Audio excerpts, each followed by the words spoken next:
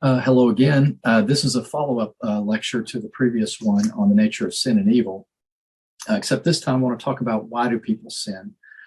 This was a kind of a separate topic building off of talking about what sin is, sin being self-rule, sin being misdirected love, sin being different from temptation, that temptation entices, and that in order for something to be a sin, there must be knowledge and intent. So that was what sin is. Now the question is, why do people sin? And the Christian faith in the Bible has given the explanation primarily that people sin because we are born depraved with a sinful nature. This seems to be, or this is the message of the Bible. That we are born with a simple nature. And what this means is that we're born with an inclination towards sin. Okay, I want you to try to make the connection here. Go all the way back to our discussion about being made in God's image, and that we have a measure of freedom and capacity for relationship. And that when the measure of freedom was exercised for no relationship with God, that brought a brokenness into the life of humanity. That brought a knowledge and an experience of good and evil that we could not handle, and it was devastating to the divine image of God in Adam and Eve, and so it broke that image of God. And because of that brokenness, and because now of that knowledge and experience of good and evil, we are born with inclination towards sin, because we're not capable of making the right decisions all the time. We're not capable of having all the information. We're drawn towards evil. We're susceptible to things of evil. So so what it means to be depraved, to be born depraved with a sinful nature, is that it's simply that we live from the time we're born, we live with an inclination towards sin. This is the same concept, but just subtly different than what we talk about as total depravity. Total depravity is the belief that we are totally depraved in the sense that we are incapable of our own salvation. We possess no ability, we possess no authority, we possess no power or resources to bring about salvation for ourselves. That's what it means to be totally depraved. But being born depraved with a sinful nature refers to the inclination we have towards sin. And again, that's something we have no power over. We have no power to save ourselves from that. Therefore, we are in total depravity as it relates to our ability.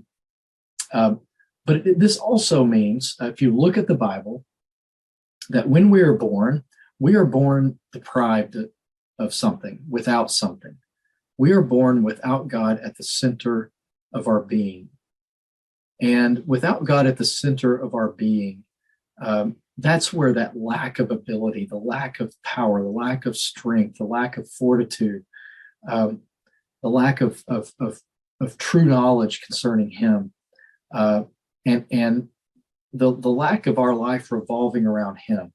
Instead, we are born with life kind of revolving around us and our decisions and our wants and our needs. And so when you really get down to the base of it, the heart of it, the depth of it, we are born without God at the center of our being, His image being distorted. We're not born in relationship with Him. Now, this doesn't mean that He doesn't still provide His grace, and that He's not still, He's certainly still moving toward us. And from the moment we're born under His charge over the universe and in creation, and His desire to see us in relationship with Him. And so it doesn't mean that we're born completely disconnected from God. It simply means that we don't revolve our life around Him. We're not connected in relationship to Him. Now, if we put both of these together, combining both, what it means to be depraved and deprived, it is reasonable to say that people come into the world deprived. In other words, again, without God at the center of our being, without our life revolving around His. Instead, we come into the world deprived without that, our life revolving around us and our wants and our needs. And as a result of that, that inclination then towards our own way leads to becoming more and more and more depraved and removed and separated from God, by which we need him more and more and more. So it is reasonable to say that we come into the world deprived, and then enter further and further and deeper into depravity, or being depraved, inclined towards sin through our decisions, acquiring habits and acquiring appetites, the acquisition of these things that can take us further away from God. So from there, the question then arises, what about an age of accountability? This is a tough one, because it's very tempting to get into an area of trying to draw a real sharp line or a concrete line between, okay, who's accountable and who's not, and what's an exact age and what's an exact moment, and who's going to heaven, who's not going to heaven, and all that. It gets into some muddy waters.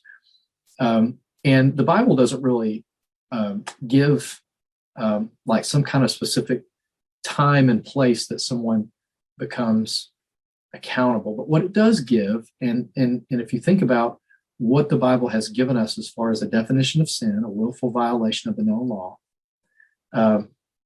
and that violation has to include knowledge and intent to be sin, then it does give us, and if it gives us a distinction between temptation and sin, then it does give us a framework for understanding at what point do we become accountable.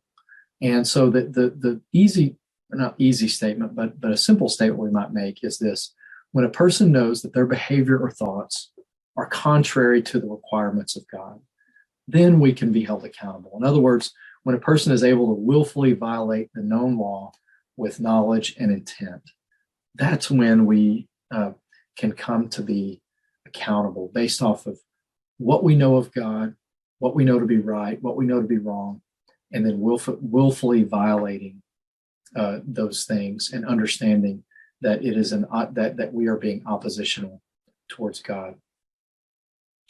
So with that, thank you again for your attention this week as it relates to talking about the nature of evil and sin. These are not pleasant topics, to be sure, to talk about the origin of evil and to contemplate the existence of Satan or an evil opposition, and to think about the definition of sin and what sin is, and how we are so given to it as the image of God is broken in us. These are heavy things to talk about. And certainly, we haven't talked about them exhaustively, but it's all in a way to understand what is the reality that the Bible's presenting to us. And the Bible, whether we know it or not, whether we like it or not, whether it is heavy or not heavy, the reality that's being presented to us is that evil is real. There is an evil entity. There is temptation. There is sin. The image of God is broken within us. We are given to sin. And so while these things are very heavy, and it brings us to a point of thinking, what is our hope? Well, that's the great news, because next week is the discussion about what God has done to take care of evil and sin and the experience of sin in our lives. And so I look forward to that, you being a part of that week and going through this material. Please let your professor know if you have any questions, and we will see you again soon. Thank you.